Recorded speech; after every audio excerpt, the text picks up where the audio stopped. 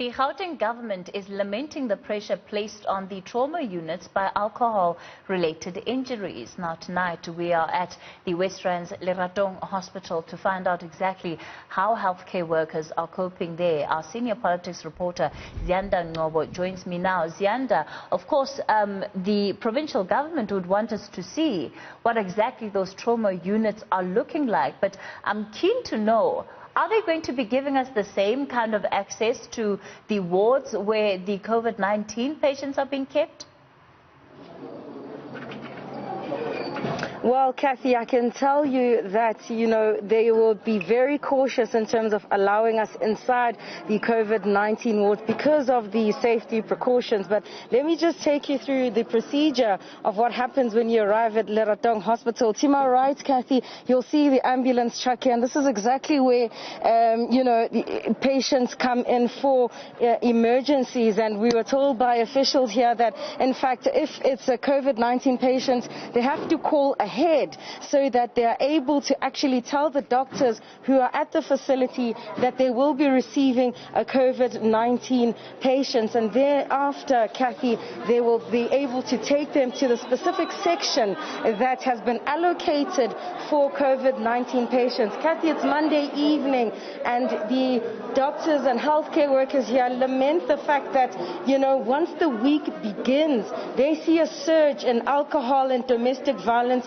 related cases as a result, of course, of the relaxation of the regulations. And as you've mentioned, the Gauteng provincial government lamenting the fact that these regulations are actually having a severe impact in terms of the preparedness of the state. And as you can see, there are patients coming in, and we'll try, of course, to shield them as much as possible. But I'm going to bring in Sister Ziyanda Ngcobo. She actually works in the operations here, Kathy, and she'll tell us a little bit more about what the alcohol and domestic violence cases have, the impact that it's had on you. I can see it's already full, very little social distancing. In fact, tell us about the surge and what that means for you. Yeah, it is very, very important for the community to know that we have more challenges, especially with trauma patients. We are seeing a lot of trauma patients, and a lot of them, they are trauma, they are gunshots, they are assault, they are burns, and this is because of alcohol. And then this because of now that we are having space challenges, and also we are having a shortage of staff, and then we have also less of trained staff.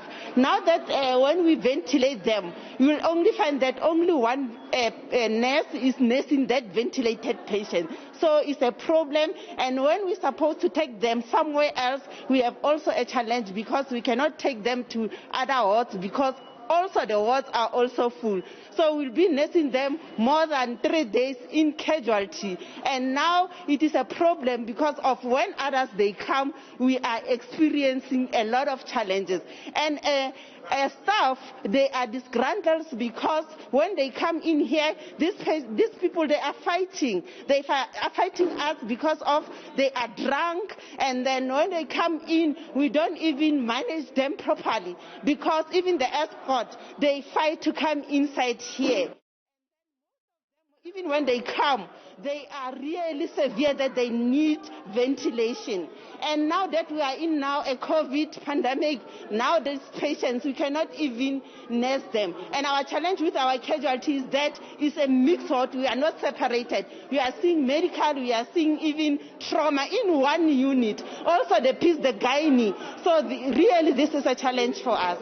All right, Kathy, that is Sister Ziyanda Ngcobo. She is the Casualty Operations Manager. I want us to quickly move towards where the patients are brought into. So as I walk, Kathy, you'll see that this is the route that paramedics would take when they are bringing patients into the hospital, and they move through this particular section. And depending, of course, on how urgent the matter is, you'd either be taken this side or to my right, Kathy, which is exactly where the COVID-19 related cases are meant to be housed at. But I'm also just going to bring in the security guard, Archie, Kathy, because he's also one of the people we've spoken to who's seen a surge in the number of cases. Baba, salusitshele ukuthi njengoba usebenza lana nje usuboneni njengoba sekuvulwe utshwala.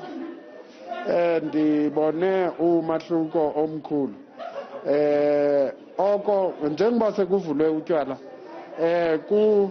kunomahluko omkhulu ongafani na before. Before the time bekuvalwe utywala kakhulu besingabi nawo ama-patient eza ngama-accident, ama-patient eza ashayiwa ngama-assault, into ezinjalo. So kodwa umehluko ubekhona wabamkhulu kakhulu that time bekuvalwe utywala. Kodwa kuthe busovulela utywala so kwaba nama-changes ukuthi ke ngoku kwaqala kwagcwala ke ngoku ama-assault, abantu nama-accident, abantu abaza sort of ngama-accident, izinto ezinjalo. So well, there you have it, Kathy. That's Archie Mapais, who's a security guard here, basically echoing the sentiments of Sister Selina Dikwana, talking about the pressure that is faced by this hospital, which has 855 beds. But because of the surge in non-COVID-19 related incidents, the system is severely under pressure. Kathy. Right, Ziyanda, we're going to leave it there for tonight. Interesting that all of this, of course, comes as the government in Gauteng has said that, it might be looking to request for a ban on the sale of alcohol, or at least limited sales. And the Beer Association is going to be telling us more about some of the interventions that they want to put on the table in terms of how the industry can also be contributing better to the use of alcohol in society. Ziyanda Ngcobo out at Leratong Hospital for us tonight.